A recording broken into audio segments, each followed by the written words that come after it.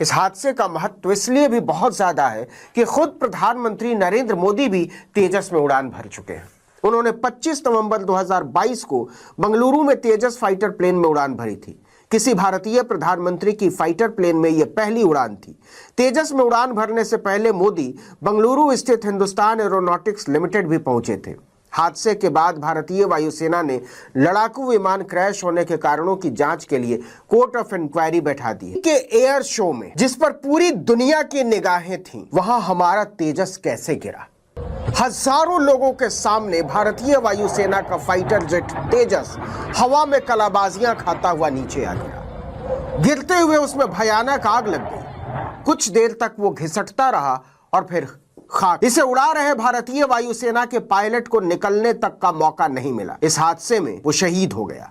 यह सिर्फ एक लड़ाकू विमान का गिरना नहीं है, भारतीय रक्षा उद्योग की साख का गिरना है। नरेंद्र मोदी ने तेजस को रक्षा व्यापार का अहम हिस्सा बताते हुए कहा था कि यह विमान भारत की संभावनाओं को दर्शाता है। वो संभावनाएं क्रैश हो चुकी हैं, क्योंकि तेजस किसी युद्ध में नहीं गिरा है, किसी विषम परिस्थिति में भी नहीं गिरा है। साफ और खुले आसमान से नीचे गिरा है तेजस, वो भी एक डेमो में, यानी प्रदर्शनी में। भारतीय समय के अनुसार लगभग 3:30 बजे अल मक्तूम एयरपोर्ट पर तेजस डेमो फ्लाइट ने उड़ान भरी। देखिए, अभी ही एक बहुत दुखद खबर आई है कि हमारा एक लाइट कॉम्बैट एयरक्राफ्ट जो कि दुबई एयर शो में एरोबैटिक्स कर रहा था, वो क्रैश हो गया है। हमारा पायलट शहीद हो गया है। बहुत ही काबिल पायलट सिलेक्ट किए जाते हैं एयर शोज के लिए, the best of the best, creme de la creme. Light combat aircraft अपने आप में इसका जो एक्सीडेंट रिकॉर्ड है बहुत बेहतरीन है। पिछले साल तक तो एक भी एयर क्रैश नहीं हुआ था, इतने साल की फ्लाइंग के बाद। एयर शो के अंदर तेजस का क्रैश होना भारत के लिए एक बहुत बड़ा सेटबैक है, भारत की एयरफोर्स के लिए सेटबैक है। एक किस्म से हमारी जो सस्टेनेबिलिटी और जो ख्याति है उसके ऊपर एक बहुत बड़ा धब्बा लगा है, क्योंकि करीब 20 महीने पहले मार्च महीने की बात थी जब जैसलमेर के अंदर एक ट्राई सर्विसेज एक्सरसाइज चल रही थी और प्रधानमंत्री मोदी के सामने तेजस क्रैश होता है। और अब दुबई एयर शो के अंदर, जो दुनिया का सबसे बड़ा एयर शो है, वहां पर तेजस क्रैश होता है। तो क्या तेजस दूसरा मिग 21 बन गया है? सवाल तो उठेंगे और उठने भी चाहिए कि क्या उसकी जो सिक्योरिटी है या सेफ्टी जो स्टैंडर्ड्स हैं वो कैसे हैं। अल्लाह की तरफ से अल्लाह ने देखो आज हमें कुछ भेजना था। नाजरीन, ये तेजा गिर गया है। ब्रेकिंग न्यूज, ये तेजा जहाज इंडिया का ये फ्लाई कर रहा था और आते गिर गया, जिसका कल तेल गिर रहा था। कितना वीडियो बनाया ना, बना रहे हैं। नाजरीन, ये तेजा जहाज जो कि अभी भी दुबई एयर शो में चल रहा था, ये देखिए इसकी, ये नीचे गिर गया। अरे इस साइड में नहीं गिरा, शुक्र है, ये तो भाग रहे भाई, हम शहीद से बच गए। वीडियो में दिख रहा है कि तेजस अपने डेमो रूटीन के दौरान सामान्य उड़ान भर रहा था, लेकिन अचानक उसकी ऊंचाई कम होने लगी और वो तेजी से नीचे गिरने लगा। उस समय हजारों लोग इसे देख रहे थे और सैकड़ों लोग इस उड़ान का वीडियो बना रहे थे। दोपहर के समय होने वाले डेमो के दौरान सबसे ज्यादा भीड़ होती है। साल भर के भीतर वायुसेना का तेजस जेट क्रैश होने की यह दूसरी घटना है। इसके पहले 2024 में राजस्थान के पोखरण में युद्धाभ्यास के दौरान इंजन फेल होने की वजह से तेजस क्रैश हो गया था, लेकिन उसमें पायलट की जान नहीं गई थी। मार्च 2024 में हुए तेजस के उस क्रैश में पायलट ने जेट से खुद को इजेक्ट कर लिया था, लेकिन इस बार वो ऐसा नहीं कर पाया। विदेश की धरती पर तेजस के क्रैश होने का भी ये पहला मामला है, वो भी एक अंतर्राष्ट्रीय प्रदर्शनी में। आपको बता दें कि दुबई एयर शो में इंटरनेशनल विमानों का प्रदर्शन किया जाता है। यहाँ दुनिया की सबसे बड़ी एरोस्पेस कंपनियां, एयरलाइंस, एयरफोर्सेस और टेक्नोलॉजी कंपनियां अपने नए विमान, हेलीकॉप्टर, हथियार सिस्टम और एरोस्पेस टेक्नोलॉजी का प्रदर्शन करती हैं। 5 दिन के एयर शो का यह आखिरी दिन था। दुबई एयर शो की शुरुआत 1989 में हुई थी। इसे दुबई के अल मक्तूम इंटरनेशनल एयरपोर्ट पर हर 2 साल पर आयोजित किया जाता है। यह लगातार तीसरी बार है जब तेजस इसमें शामिल हुआ था, लेकिन इस बार तेजस को लेकर पूरी दुनिया के कान खड़े हो गए हैं। इस हादसे का महत्व इसलिए भी बहुत ज्यादा है कि खुद प्रधानमंत्री नरेंद्र मोदी भी तेजस में उड़ान भर चुके हैं। उन्होंने 25 नवंबर 2022 को बंगलुरु में तेजस फाइटर प्लेन में उड़ान भरी थी। किसी भारतीय प्रधानमंत्री की फाइटर प्लेन में यह पहली उड़ान थी। तेजस में उड़ान भरने से पहले मोदी बंगलुरु स्थित हिंदुस्तान एरोनॉटिक्स लिमिटेड भी पहुंचे थे। हादसे के बाद भारतीय वायुसेना ने लड़ाकू विमान क्रैश होने के कारणों की जांच के लिए कोर्ट ऑफ इंक्वायरी बैठा दी है। कुछ रिपोर्टों के मुताबिक पायलट नेगेटिव जी फोर्स टर्न यानी ग्रेविटेशनल फोर्स टर्न से रिकवर नहीं कर पाए। इसके चलते विमान नियंत्रण खो बैठा। वीडियो में साफ दिखता है कि तेजस सीधे नीचे गिरता जा रहा है और इसमें कोई ग्लाइडिंग नहीं दिखी, यानी रिकवरी फेल रही और विमान फ्री फॉल में चला गया। अब समझिए कि यह जी फोर्स टर्न होता क्या है। इसका मतलब होता है जब विमान अचानक नीचे की तरफ गोता लगाता है तो शरीर पर गुरुत्वाकर्षण के उल्टी दिशा में जोर पड़ता है। इस वक्त पायलट को लगता है कि वो सीट से ऊपर उठता जा रहा है। सिर की ओर खून का प्रवाह तेज होने लगता है, जिससे चक्कर और धुंधलापन आ सकता है। ऐसी स्थिति में कुछ सेकंड में विमान का कंट्रोल वापस हासिल करना मुश्किल हो जाता है। लेकिन दावे के साथ यह बात हरगिज नहीं कही जा सकती, क्योंकि विमान को उड़ाने वाला भारतीय वायुसेना का एक ट्रेन्ड पायलट था, जो कठिन से कठिन परिस्थितियों के लिए तैयार किया जाता है। और दुबई एयर शो में तेजस की उड़ान को किसी भी तरह से कठिन परिस्थितियों की उड़ान नहीं कहा जा सकता। एक थ्योरी यह भी सामने आ रही है कि इस हादसे के बाद सारी जिम्मेदारी पायलट पर डालने की कोशिश हो सकती है, क्योंकि तेजस को लेकर आशंकाओं के जो बादल वैश्विक स्तर पर उमड़े हैं, उसे उड़ाना बहुत मुश्किल लगता है। आपको याद दिला दें कि हादसे के एक दिन पहले ही सोशल मीडिया पर दावा किया गया था कि तेजस फ्यूल लीक की समस्या से जूझ रहा है। हालांकि रक्षा मंत्रालय ने दावा किया था कि तेजस से तेल रिसाव वाला वीडियो फर्जी है। इस हादसे के बाद राहुल गांधी ने ट्वीट करके कहा कि दुबई एयर शो में तेजस क्रैश में हमारे बहादुर इंडियन एयरफोर्स पायलट के जाने से बहुत दुख हुआ। उनके परिवार के प्रति मेरी गहरी संवेदनाएं। देश उनके साथ खड़ा है, उनकी हिम्मत और सेवा का सम्मान करता है। इस हादसे के बाद भारतीय रक्षा उद्योग शोक में डूब गया है।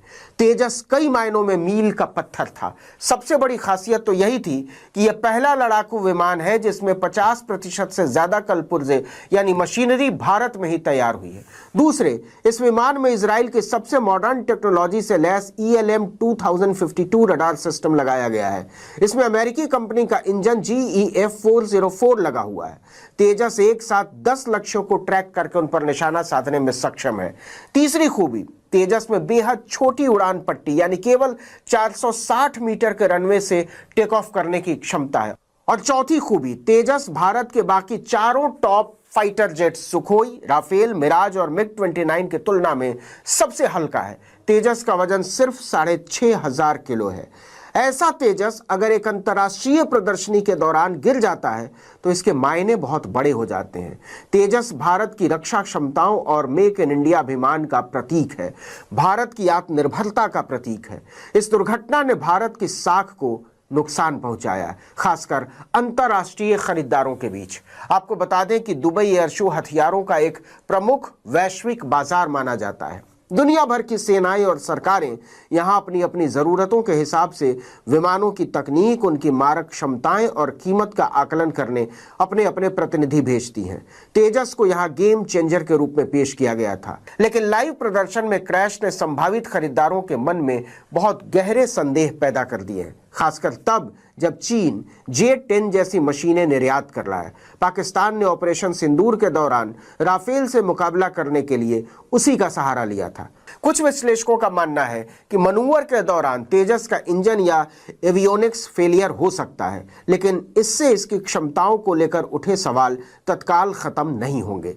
तेजस का इंजन बनाने वाली कंपनी GE ने जांच में सहयोग की पेशकश की है। पूरी दुनिया में इस क्रैश की व्यापक कवरेज हुई है। रॉयटर्स, अल जजीरा, न्यूयॉर्क टाइम्स और AFP जैसे मीडिया घरानों ने इसे भारत के आधुनिकीकरण प्रयासों को गंभीर झटका बताया है। देखना होगा कि जांच में क्या निकल कर आता है, लेकिन इसमें कोई संदेह नहीं है कि तेजस का दुबई में हजारों लोगों के सामने यूं लहराते हुए गिरना और फिर आग के गोले में तब्दील हो जाना भारतीय शक्तिबोध को करारा झटका है।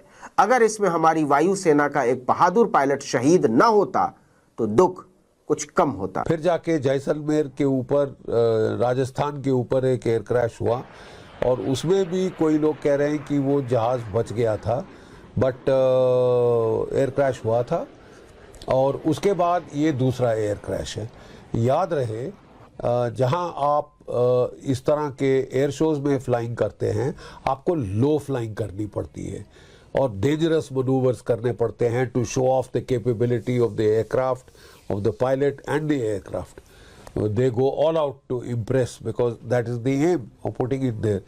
और लो फ्लाइंग बड़ी अनफॉरगिवेबल होती है, ज़रा सी भी चूक, ज़रा सी भी गलती, ज़रा सी भी टेक्निकल एरर, ज़रा सी भी टेक्निकल प्रॉब्लम और आपको रिकवरी का टाइम तो ज़ीरो होता है। मतलब पायलट कोई बचाव की कार्रवाई करे या इजेक्ट करना भी मुश्किल हो जाता है पायलट के लिए, और इस केस में तो वो बेचारा इजेक्ट भी नहीं कर पाया। तो क्या असली में हुआ, क्या प्रॉब्लम थी? टेक्निकल प्रॉब्लम थी, साबोटाज था, पायलट एरर थी, कुछ भी हम नहीं कह सकते इस वक्त विद श्योरिटी। हमको कोर्ट ऑफ इंक्वायरी का इंतज़ार करना होगा। बट कई लोग भारत में बड़े नाराज़ हैं और ये अटकलें लगाई जा रही हैं कि दुबई में जो हुआ वहाँ बहुत सारे पाकिस्तानी हैं। कल पाकिस्तानी मीडिया बड़ी अटकलें लगा रहा था अपने सोशल मीडिया में कि इसमें से ऑयल लीक हो रहा था, ये हो रहा था, फलाना ढिमकाना, बैड माउथिंग करने की कोशिश करते हैं, खासकर लाइट कॉम्बैट एयरक्राफ्ट तेजस को। क्यों? क्योंकि ये ठीक डायरेक्ट कंपटीशन में है JF-17 China Pakistan jointly built fighter. और यहाँ जे भी एयर शो पे हमारा LCA जाता है वो अपना JF-17 को विड्रॉ कर ले। काफ़ी ईर्ष्या है, काफ़ी जलन है और इसमें देखिए फिर बहुत सारे ये जो कॉरपोरेट इंटरेस्ट हैं वो भी इन्वॉल्व हो जाते हैं। ऑप सिंदूर के बाद चाइना ने बड़ा प्रोपेगेंडा किया, पाकिस्तान ने बड़ा प्रोपेगेंडा किया, अमेरिकन एयर फर्म्स ने बड़ा प्रोपेगेंडा किया राफाल्स के बरखिलाफ। ठीक है कि क्योंकि राफाल कंपटीशन जीत रहा है in competition to F-16, F-18, F-21 वगैरह वगैरह। तो J-10C और चाइना का J-35 वो डायरेक्ट कंपटीशन है राफाल का, तो वो उससे हार रहे हैं। तो इसके लिए वो बड़े कोशिश की उन्होंने इसको नाम खराब करने के लिए, बैड रेपुटेशन, इसकी रेपुटेशन स्पॉइल करने के लिए, लेकिन सच पकड़ा जाता है, सच को छुपा नहीं सकते आप। एयर शोज में ऐसा होता है, हर किस्म के एयरक्राफ्ट क्रैश हुए हैं। कोई रफाल तो एक बहुत सेफ एयरक्राफ्ट है, मैंने बोला ना ये सेकंड एयर क्रैश है इन ऑल दी 30-40 ईयर्स। तो ये अपने आप में एक मिसाल था। लास्ट ईयर पहला एक्सीडेंट हुआ था और अब ये दूसरा एक्सीडेंट हुआ है। और जैसे मैंने बताया एयर शो में तो रफाल्स क्रैश हो चुके हैं, F-16 तो बहुत क्रैश हो चुके हैं, स्वीडिश जो जेट फाइटर्स हैं वो बड़े क्रैश हुए हैं, रशियन फाइटर्स क्रैश हुए हैं, दो आपस में भिड़ भी गए, अमेरिकन, रशियन, चाइनीज। ये क्रैश होना तकरीबन नॉर्मल बात है एयर शोज़ में, क्योंकि हाई रिस्क फ्लाइंग की जाती है, लो फ्लाइंग की जाती है। तो we will have to await outcome कि क्या हुआ क्या नहीं हुआ, ये देखना पड़ेगा। जबकि कोर्ट ऑफ इंक्वायरी हो जाती है उसी के बाद स्पष्ट आएगा। लेकिन दुबई में लोग बड़े सस्पिशियस हैं। तो हुआ क्या है इसमें? जो सियाल साहब जो हमारे पायलट थे उनकी मौत हो गई। एक्सपर्ट्स कहते हैं कि बैरल रोल मैन्यूवर के दौरान जेट जो था जमीन के बहुत करीब हो गया और स्पीड कम होने से दोबारा ऊपर नहीं उठ सका, और यहां पर शायद इंजन फेलियर भी हो सकता है। जी हां, डेमोन्स्ट्रेशन फ्लाइट के दौरान तेजस दुबई एयर शो में क्रैश हुआ, उसका बैलेंस बिगड़ गया और वहां से फिर उसके जो पायलट साहब थे उनकी भी मौत हो गई। उनके पास इतना टाइम नहीं था कि वो इजेक्ट कर पाते। इन पायलट का सेफ्टी रिकॉर्ड लगभग परफेक्ट था, लेकिन वो इसके अंदर मारे गए हैं। सवाल ये उठता है कि तेजस क्रैश कैसे हो गया। अब एक्सपर्ट्स ने इस दुर्भाग्यपूर्ण जो LCA के आखिरी पलों को डीकोड कर लिया है और ये 20 महीनों के अंदर अंदर तेजस का दूसरा क्रैश है। 20 महीनों के अंदर अंदर तेजस का दूसरा क्रैश है। ये क्रैश उस दिन हुआ जब सरकार ने दुबई एयर शो में तेजस MK-1 फाइटर एयरक्राफ्ट में एक ऑयल लीक होने के वायरल दावों को खारिज किया था। एक PIB का फैक्ट चेक आया था, फोटोग्राफ बहुत चल रहे थे, वीडियो बहुत चल रहे थे कि तेजस की हालत खराब है, उसमें से ऑयल लीक हो रहा है। अब सवाल ही पैदा होता है कि फिर ऐसा क्या हुआ है? सरकार ने कहा कि ये गलत है, ये हमारा नाम बदनाम करने के लिए किया जा रहा है कि तेजस का ऑयल वगैरह लीक हो रहा है।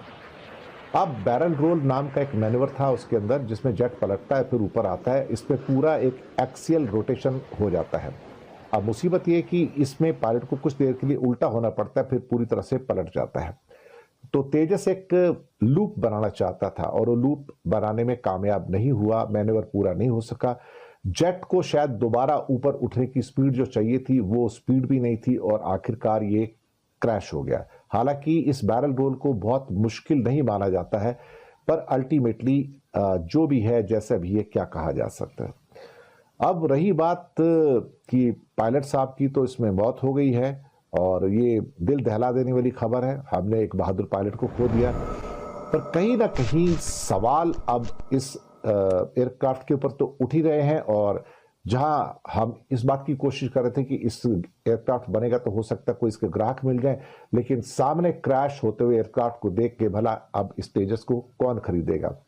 20 महीने के अंदर अंदर 2 इंपॉर्टेंट शोज के दौरान, एक जैसलमेर के अंदर प्रधानमंत्री के सामने तेजस उड़ान के दौरान क्रैश होता है मार्च 2024 को, और 20 महीने के अंदर अंदर दुबई एयर शो में जब हजारों लोग इसको देख रहे हैं, ये तब क्रैश होता है।